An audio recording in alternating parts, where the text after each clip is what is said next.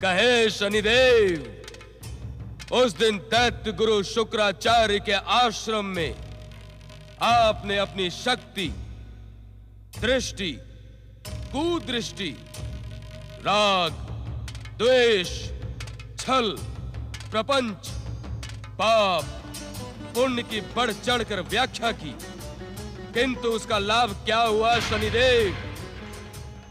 दैत्य जाति आज भी पाताल में सोई पड़ी है। दुष्ट देवता विष्णु की कृपा प्राप्त कर ऐश्वर्य और सुखों का भोग कर रहे हैं। राहु, तुम भूल रहे हो कि तुम इस समय शनिदेव के सम्मुख हो।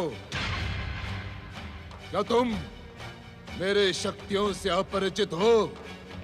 क्या तुम भूल गए कि मेरे ये दो अनुचर भैया और साढ़े साथी मेरे संकेत मात्र पर किसी प्राणी को तो क्या, जगदीश्वर विष्णु के सम्मुख खलबली मचाकर उसके मार्ग में कठिनाइयां खड़ी कर सकते हैं। क्या तुम भूल गए कि मेरे ये दो अनुचर भैया और साढ़े साथी मेरे संकेत मात्र पर किसी प्राणी को तो क्या, जगदीश्वर विष्णु के सम्मुख खलबली मचाकर उसके मार्ग में कठिनाइयां खड़ी कर सकते हैं।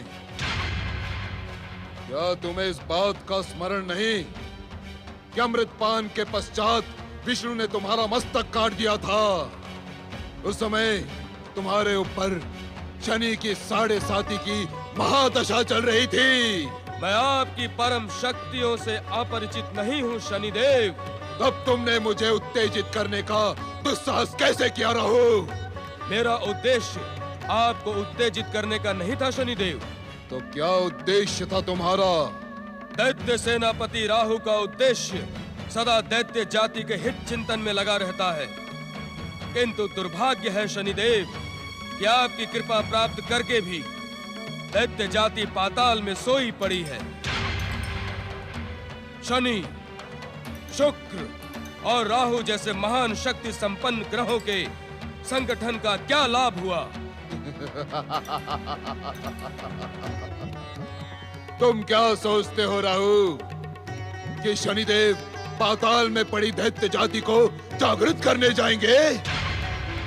अरे मूढ़, शनिदेव तो कार्य करने वालों पर कृपा करते हैं। शनिदेव, तो क्या दैत्य जाति आपकी कृपा प्राप्त करके भी दुष्ट देवताओं की दुष्टता के कारण पाताल में रहने को विवश रहेंगे? इसका उत्तर तुम मुझसे नहीं, दैत्य गुरु शुक्राचार्य से जाकर पूछो कि कहीं शुक्राचार्य दैत्यों के सौभाग्य विधि और विश्व विजय के स्थान पर दुर्भाग्य और पराजय का कारण न बन जाएं। अर्थात से तुम अपरिचित नहीं हो दैत्य सेनापति। दैत्य को जागृत कर उन्हें युद्ध के लिए उत्तेजित करना दैत्य गुरु शुक्राचार्य का निर्धारित कर्तव्य है। उचित तो यह था कि तुम शनिलोक में आने के स्थान पर दैत्य गुरु शुक्राचार्य को उनके कर्तव्य का स्मरण करवाते। आप निश्चिंत रहे शनिदेव, मैं दैत्य गुरु शुक्राचार्य को प्रेरित कर शीघ्र ही दैत्य जाति को जागृत करवाऊंगा, किंतु आपकी कृपा। मेरी कृपा के लिए तुम निश्चिंत रहो राहु। जिस समय दैत्य अपने शत्रुओं के विरुद्ध युद्ध उत्तेजित हो जाएंगे, उस समय मैं शनि लोक से अपनी कुदृष्टि का प्रयोग करके दैत्य शत्रु का सर्वनाश कर दूंगा। वो समय अब शीघ्र ही आने वाला है शनिदेव। यह जान ले कि दैत्य जाति अब जागृत होने वाली है।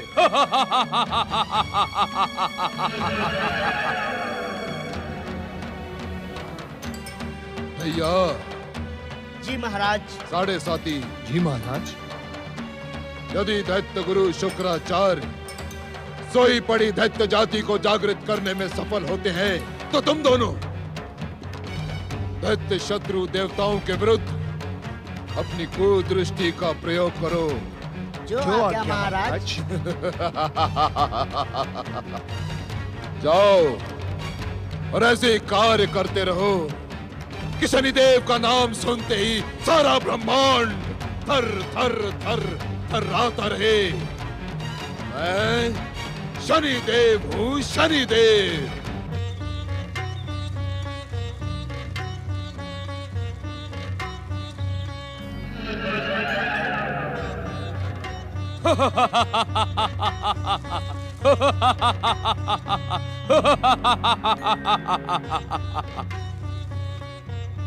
प्रणाम दैत्य गुरु शुक्राचार्य। आओ दैत्य सेनापति राहु, मैं इस समय तुम्हारा ही स्मरण कर रहा था। मेरे जैसे उपेक्षित, तुच्छ और छिन्न मस्तक का स्मरण कर आपको क्या प्राप्त होगा दैत्य गुरु? छिन्न मस्तक होने के पश्चात भी तुम्हारा बल किसी से छुपा नहीं है राहु।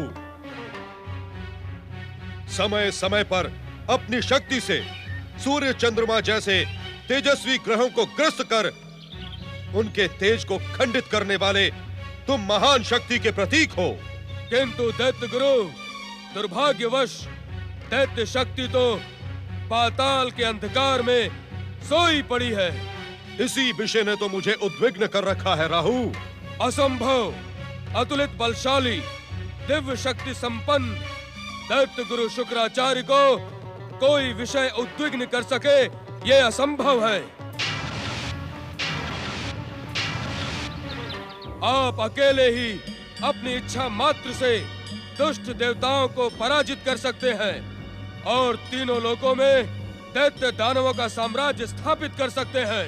एक तपस्वी का जीवन और व्रत धारण करने वालों को युद्ध शोभा नहीं देता, अन्यथा तुम्हारा कथन क्षण मात्र में सत्य सिद्ध कर सकता हूँ। जो कार्य आप स्वयं करने के इच्छुक नहीं, उसे सोई पड़ी दैत्य जाति को जगाकर पूर्ण क्यों नहीं करवाते दैत्य गुरु? महासम्मेलन में आपका जो अपमान त्रिदेवों और उनके चाटुकार देवताओं ने किया है, उसका प्रतिशोध दैत्य शक्ति को उन्मादित करके लिया जा सकता है। तुम सत्य कह रहे हो राहु, किंतु यह समय उदासी और निराशा का नहीं, उत्साह और उत्तेजना का है। आप शीघ्र पाताल लोक जाकर दैत्य जाति को जागृत करें, उन्हें पृथ्वी और स्वर्ग पर विनाश लीला प्रारंभ करने के लिए आदेश दें। यह तो आपको ज्ञात है कि शनिदेव स्वयं ही दैत्यों के पक्ष में आ गए हैं।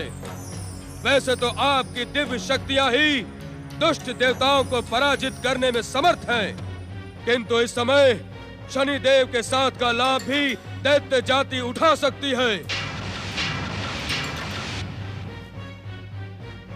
तुम निश्चिंत रहो राहु, आसुरी शक्ति अब अधिक समय तक सोई नहीं रहेगी। मैं शीघ्र पाताल प्रस्थान करूंगा। मैं शीघ्र पाताल प्रस्थान करूंगा। मैं शीघ्र पाताल प्रस्थान करूंगा।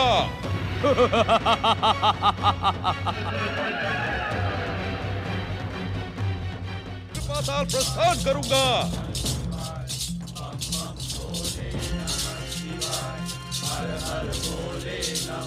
मैं शीघ्र पाताल प्रस्थान करूंगा। शुक्राचार्य,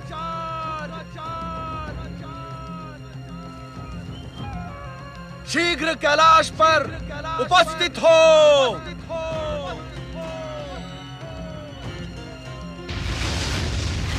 हर हर महादेव, हर हर महादेव। मेरे लिए क्या आज्ञा है कैलाशपति? शुक्राचार्य, वैकुंठ लोक के महासम्मेलन से बहिष्कृत होने के पश्चात तुम सूर्य पुत्र शनिदेव तथा छिन्न मस्तक दैत्य सेनापति राहु से परामर्श प्राप्त कर त्रिदेवों के विरुद्ध षड्यंत्र में सम्मिलित हो रहे हो। क्या यह उचित है?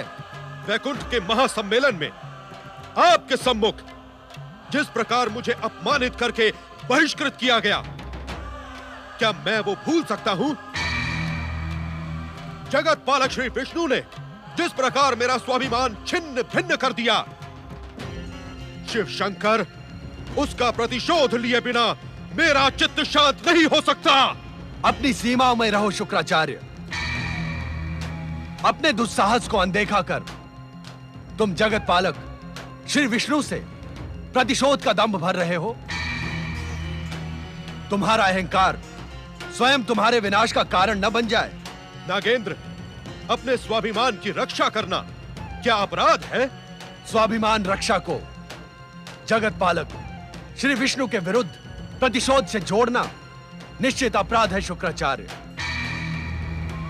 दैत्यों के नवनिर्वाचित गुरु शुक्राचार्य को प्रतिशोध का अर्थ भी ज्ञात है अथवा नहीं? भली भांति ज्ञात है महादेवी। अपने शत्रु के विरुद्ध अंतिम परिणाम तक संघर्ष ही प्रतिशोध है। नहीं शुक्राचार्य, नहीं। प्रतिशोध किसी शत्रु के विरुद्ध नहीं, अपितु स्वयं अपने विरुद्ध होने वाले संघर्ष का दूसरा नाम है। ये आप क्या कह रहे हैं भगवान कैलाशपति? सत्य कह रहा हूं शुक्राचार्य, और आप भी इस सत्य को भली भांति ज्ञात कर लें कि प्रतिशोध वो ज्वाला है जिसमें व्यक्ति स्वयं ही भस्म हो जाता है। तो मैं क्या करूं विश्वनाथ? अपनी वृत्तियों पर नियंत्रण करने का संकल्प करें आप। संकल्प? हां शुक्राचार्य, संकल्प। क्योंकि प्रतिशोध प्रतिक्रियात्मक होता है और संकल्प क्रियात्मक। प्रतिशोध में बदले की भावना है और संकल्प में कर्तव्य का बोध। प्रतिक्रियात्मक होने के कारण प्रतिशोध का लक्ष्य किसी व्यक्ति अथवा समुदाय तक ही सीमित होता है, जबकि क्रियात्मक होने के कारण संकल्प का लक्ष्य उदांत और जन कल्याण के निमित्त है। अपने स्वाभिमान की रक्षा का संकल्प भी तो किया जा सकता है भगवान कैलाशपति। सुप्त दैत्य जाति को जागृत करने का संकल्प शुक्राचार्य के लिए न्याय सम्मत है। संकल्प के महान अर्थ को अपनी पापी वृत्तियों के प्रोत्साहन से तोड़ मरोड़ के प्रस्तुत न करें आप। स्वाभिमान रक्षा का अर्थ त्रिदेवों के विरुद्ध विद्रोह नहीं है।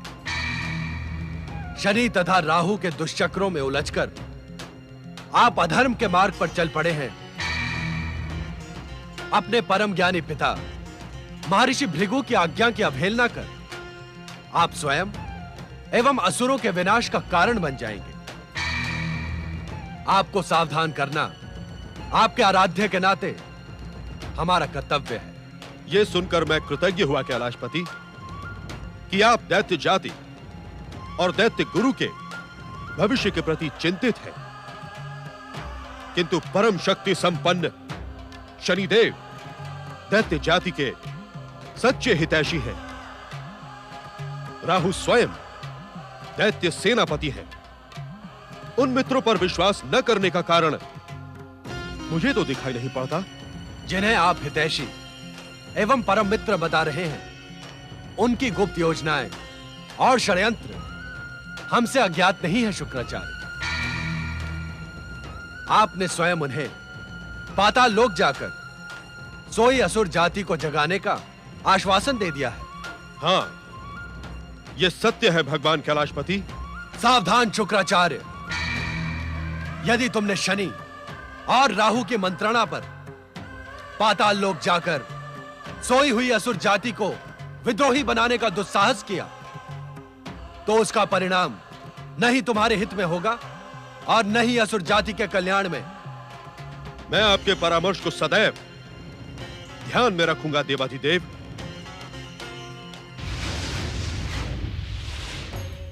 स्वामी, देवादिदेव के आदेश को परामर्श कहकर दैत्य गुरु अदृश्य हो गए। मुझे तो ऐसा प्रतीत होता है कि तुम्हारा अनुमान सत्य है पार्वती। हमें ज्ञात है कि शनिदेव के प्रोत्साहन तथा राहु के कुटिल बुद्धि के दुष्चक्रों में उलझे शुक्राचार्य हमारे आदेश को स्वीकार करने वाले नहीं हैं। इसका परिणाम क्या होगा स्वामी? असत्य की पराजय और सत्य की विजय तो सृष्टि के प्रथम दिन से नियंता की नियति है। शुक्राचार्य असत्य के पथ पर चल पड़े हैं। जिसका परिणाम शीघ्र तुम्हारे सामने होगा।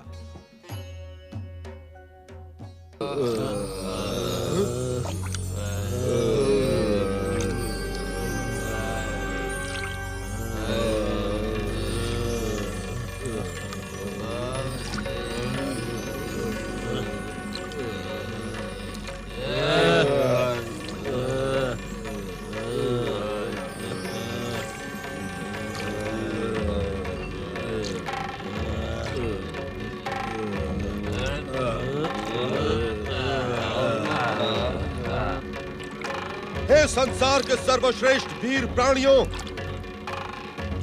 हे असुर जाति, तुम्हारी ऐसी दुर्दशा समुद्र मंथन में भी छलिया विष्णु के कारण दुर्भाग्य रूपी मदिरा ही तुम्हारे हाथ लगी, जिसका परिणाम यह हुआ कि तुम्हारा वीर असुर रक्त पानी बन गया। त्रिदेव ब्रह्मा विष्णु महेश के कारण ही वीर पराक्रमी असुर जाति पाताल लोक में अचेत अवस्था में पड़ी है।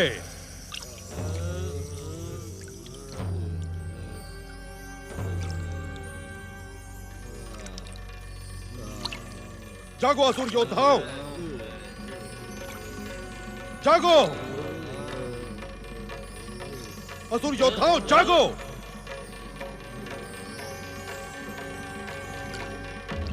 जागो असुर पराक्रमी, जागो। जागो जागो असुर वीरों, जागो।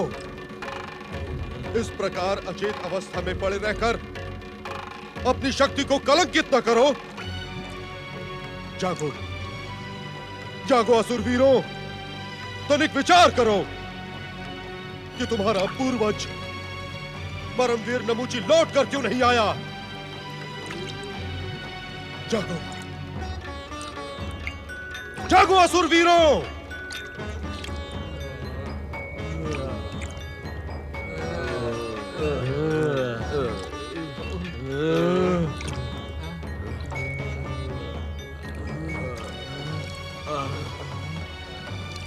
ज्ञात है क्यों? क्योंकि महान असुर राज नमूची ने पृथ्वी पर अपनी शक्ति का विस्फोट कर असुर जाति की विजय की ध्वजा लहरा दी, परंतु असुर शत्रु छलिया विष्णु ने महान पूर्वज नमूची का संहार कर दिया। और तुम नमूची की हत्या का प्रतिशोध न लेकर पाताल लोक के अंधकार में छुपे पड़े हो। नहीं दैत्य गुरु, नहीं। असुर शक्ति अब जाग उठी है। आप आदेश दें, हमें क्या करना है? जागना ही पर्याप्त नहीं है असुरों। तुम अपनी भयानक और विस्फोटक शक्ति को केंद्रित करो और अपने भीतर प्रतिशोध की ज्वालाएं जगाओ। संसार में प्रलय मचाने योग्य बल संगठित कर सको, जिससे छलिया विष्णु के छल, जप, तप और व्रत की महिमा को नष्ट कर सको, साधना और प्रार्थना का नाश कर सको। ज्ञात हो असुर वीरों, ऐसा कब होगा? कब दैत्य गुरु? जब तुम स्वर्ण की भांति अपने शरीर को अग्नि की धधकती हुई भट्टी में तपाओगे, तब तुम्हारे शरीर के बलाबल में कुंदन की भांति निखार आएगा। तब तुम अपनी शक्ति से संसार को भस्म करने में सक्षम होंगे। ऐसा ही होगा दैत्य गुरु। हम अपनी संगठित भयानक विस्फोटक शक्तियों से छलिया विष्णु के संसार को नष्ट ध्वस्त कर देंगे। उचित अवसर आने पर हम तुम्हें आक्रमण का आदेश देंगे। जो आज्ञा दैत्य गुरु। दैत्य गुरु शुक्राचार्य की जय। महान असुर शक्ति की जय।